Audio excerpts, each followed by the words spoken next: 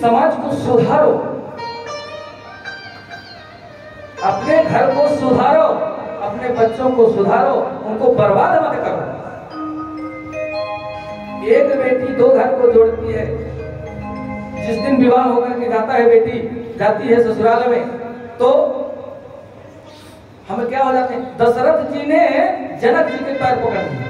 एक बार जब गए बारात लेकर के गए, तो दशरथ जी ने जनक जी के पैर छू लिए चुपचाप से, चुपके से। और जनक जी की निगाहें पड़ी, दशरथ जी मेरे पैर छू रहे हैं,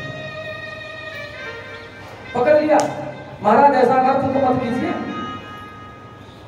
इतना बड़ा अनर्थ, उल्टी गंगा क्यों बहा रहे हैं? दशरथ जी ने कहा कि आप हमारे से बड़े हैं, आप हमारे से बड़े हैं। दान कौन देता है? जिसके पास में है वो दान देता है, और दान देने वाला हरदम बड़ा माना जाता है।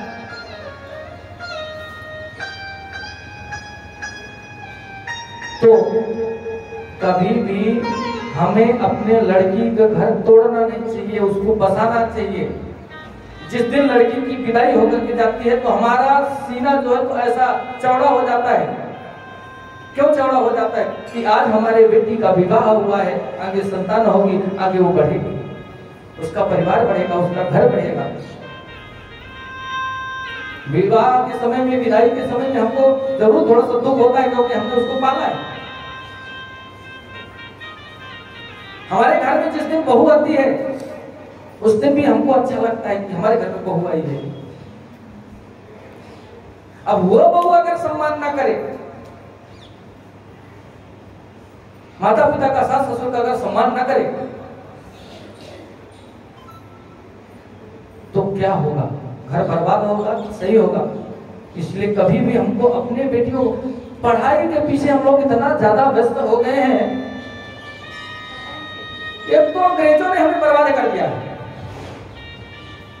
अंग्रेजों ने हमें बर्बाद कर दिया। पढ़ाई जरूर कराइए, खूब पढ़ाई कराइए, कराना भी चाहिए, लेकिन घर के संस्कार नहीं भुलाना। घर के संस्कार जरूर अपने बेटा बेटियों को देना। बेटियों की विदाई कर देते हो, ससुराल चली जाती हैं, उनसे रोटी बनाते नहीं आती है, भोजन बनाते नहीं आता है, घर के काम नहीं आते हैं। ये कमी किसकी है? उस लड़की की है कि माँ की है? सबसे बड़ी गलती माँ की है कि नहीं है? उसमें सबसे बड़ा हाथ माँ का है कि नहीं है? और नहीं सिखाते हो उसको। और जब ससुराल जाएगी, उससे घर के काम नहीं आएंगे, तो वहां पर झगड़ा होगा कि प्रेम होगा? 100 में से कुछ लोग ऐसे हैं जो संभाल लेते हैं, वो वहां भी सिखा देते हैं, लेकिन सब ऐसे नहीं होते हैं। अपने घर से उसको सिखा करके भेजो। माता मैना ने, माता सुनैना ने, सीता मैया को माता मैना ने पार्वती को सिखा करके भेजा है कि ससुराल में जाना बेटी, तो बात ऐसे करना कि आजू बाजू के बैठे लोगों को उनके कानों तक ना जा पाए। एकदम धीरे से, पहले की माताएं धीरे से बात करती थी, और आज बात करती हैं तो ऐसा लगता है कि चंद घंटा यही है। गांव में, घर में तो छोड़ के पूरे मोहल्ले में, पूरे गांव में आवाज जाती है।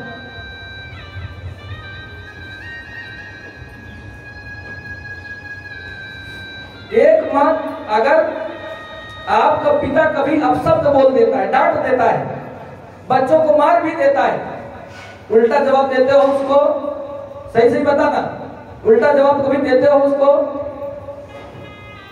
गर्म होकर के बोलते हो कभी? माँ डांट देती है, माँ मार देती है, कभी उल्टा बोलते हो उसको? अगर आपके ससुर ने आपको थोड़ा सा ऊंची आवाज में बोल दिया है, तो क्यों नहीं आप चुप रहते?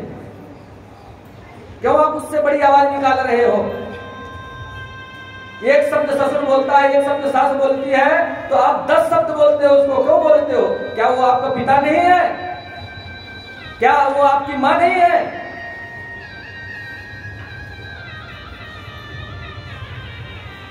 सबसे बड़ा हाथ मां का होता है। अपने बेटी का घर सुधारो, बर्बाद मत करो। और भी आगे चलेंगे। माता गई है दक्ष यज्ञ में, देखा भोले बाबा का कहीं आसन नहीं है, बड़ी क्रोधित हुई। जाकर के देखे प्रभु जी महाराज को, वहां पर सब देवता आए थे, ऋतुज बैठे हुए थे, ब्राह्मण बैठे हुए थे, हवन करा रहे थे। सबको बोल दी माता ने, जिन्होंने शंकर नंदा सुने जो गाना, हो पाप को घात समाना। शंकर जी की जिन्होंने निंदा सुनी है,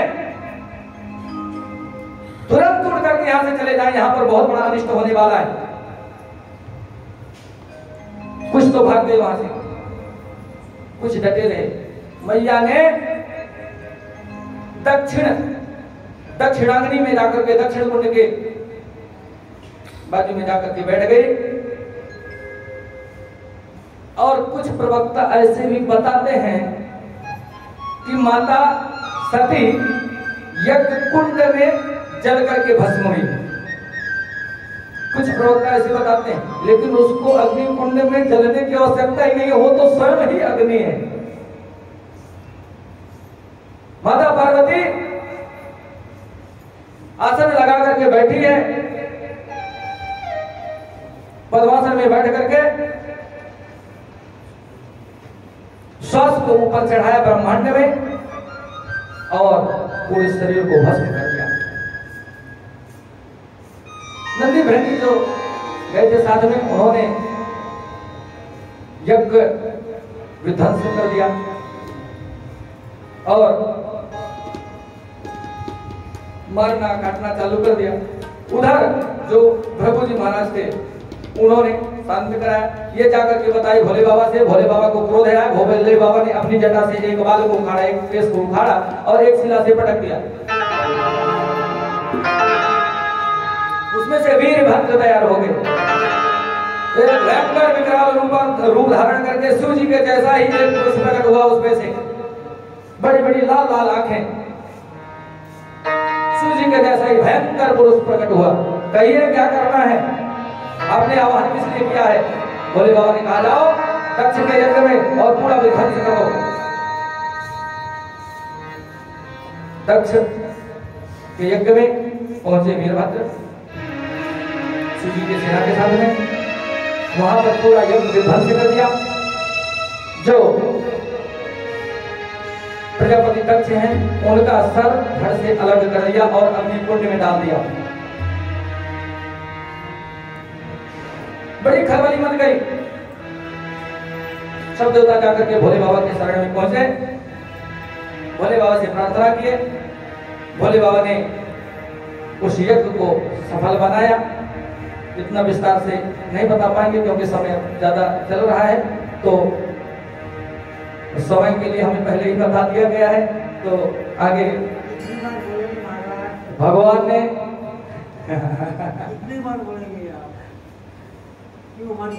नहीं, बदनामी आपसे क्षमा चाहते हैं, बदनामी नहीं कर रहे हैं। समय को बताना ही पड़ता है, समय है ही वैसा। तो क्या हुआ है, भगवान भोले बाबा के, भगवान से विनती की देवताओं ने, भगवान भोले बाबा के यज्ञ को संपूर्ण करने के लिए यजमान की आवश्यकता होती है।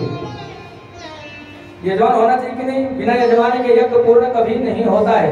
और यज्ञ अगर पूर्ण नहीं हुआ, यज्ञ अगर अधूरा है तो प्रलय आ जाएगा। आप लोग 16 सोमवार की कथा पढ़ते हो ना? सोमवार की कथा पढ़ते हो ना? सोमवार की कथा में लिखा है कि मामा भांजे को लेकर के गया, कहां पर? 12 वर्ष की वारी की थी भगवान भोले बाबा ने, गया काशी लेकर के।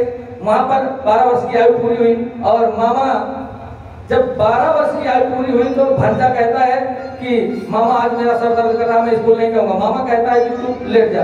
मामा जाकर के यज्ञ कराता है, बीच में आकर के देखता है लड़का मर जाता है। फिर भी वो रोना धोना कुछ नहीं करता है, पहले यज्ञ को पूरा करता है। और यज्ञ पूरा करने का फल ही है जो भोले बाबा ने उस भांजे को जीवित कर दिया। यज्ञ को पूर्ण करना, यहाँ पर हमने संकल्प ले लिया है, संकल्प लिया है। हमारे घर में ये कहा गया है कि संकल्प लेने के बाद में हमारे घर में अगर यज्ञ चल रहा है, पूजन चल रहा है, तो कोई अगर मर भी जाता है तो भी वो यज्ञ को छोड़ करके नहीं जाना चाहिए। छोड़ करके नहीं जाना चाहिए। अब दक्ष का सर तो काट करके डाल दिया, भस्म हो गया। भोले बाबा से विनती की, भोले बाबा ने त्रिशूल को छोड़ा।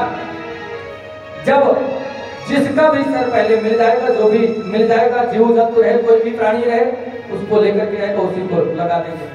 त्रिशूल को छोड़ा, त्रिशूल गया, बकरे का सिर काट करके लाया और दक्ष के धड़ से बकरे का सिर लगाया। भोले बाबा ने अपनी दया दृष्टि डाली और दक्ष को जीवित कर दिया। इसीलिए भगवान भोले बाबा के मंदिर में जाते हैं तो बकरे की बोली बोलते हैं। बकरे की बोली से भगवान भोले बाबा प्रसन्न होते हैं, क्योंकि उनके ससुर हैं दक्ष। बम बम बम बम बम बोलते हैं, बोलना चाहिए। तो ताली बजाना चाहिए, ताली बजा करके बम बम करे बोली बोलना चाहिए। भोले बाबा ने यज्ञ संपूर्ण करवाया। अब भोले बाबा ने क्या किया, देखा तो आधा जला हुआ शरीर सती का वहां पर पड़ा है। भोले बाबा ने लेकर के उस सती के शरीर को भ्रमण कर रहे हैं। उसमें से शक्ति पीठे तैयार हो गई। 51 शक्ति पीठे बताई गई। 51 शक्ति पीठे हमारे इस भारत में तैयार हुई। आगे भगवान भोले बाबा अपने तप में लग गए, भगवान का भजन करने लग गए। आगे वही सती जो है तो भगवान भोले बाबा के चरणों का ध्यान करते हुए अपना शरीर त्यागी थी। इसीलिए दूसरे जन्म में जाकर के हिमालय के यहाँ पर पार्वती मैया बन करके आई। दूसरा जन्म हुआ और भोले बाबा के साथ में विवाह हुआ सती का। आगे ध्रुव जी महाराज की कथा आती है। मनुपुत्र है प्रियव्रत और उत्तानपाद। अभी बताए थे ना एक दिन, उनके 2 पुत्र हुए मनु जी के। कौन से? उत्तानपाद और ध्रुव जी। प्रियव्रत तो उत्तानपाद के 2 पत्नियां थी, सुरुचि और सुनीति। सुरुचि के गर्भ से उत्तम का जन्म हुआ, सुनीति के गर्भ से ध्रुव जी का जन्म हुआ। एक दिन क्या हुआ कि ये उत्तम जाकर के अपने पिता की गोद में बैठ गया। एक तरफ उत्तम बैठा था, एक तरफ ध्रुव जी जाकर के बैठ गए। और जैसे ही ध्रुव जी जाकर के बैठे तो जो सौतन थी, दूसरी माँ थी सुरुचि, उसने डांट फटकार करके भगा दिया। अरे तू बैठने योग्य नहीं है, पिता की गोद में बैठने का अधिकारी तो सिर्फ उत्तम है, तू नहीं बैठ सकता है। तो डांट फटकार करके भगा दिया। रोते हुए विलखते हुए 5 वर्ष के बालक पहुंचे जाकर के मां सुनीति के पास में।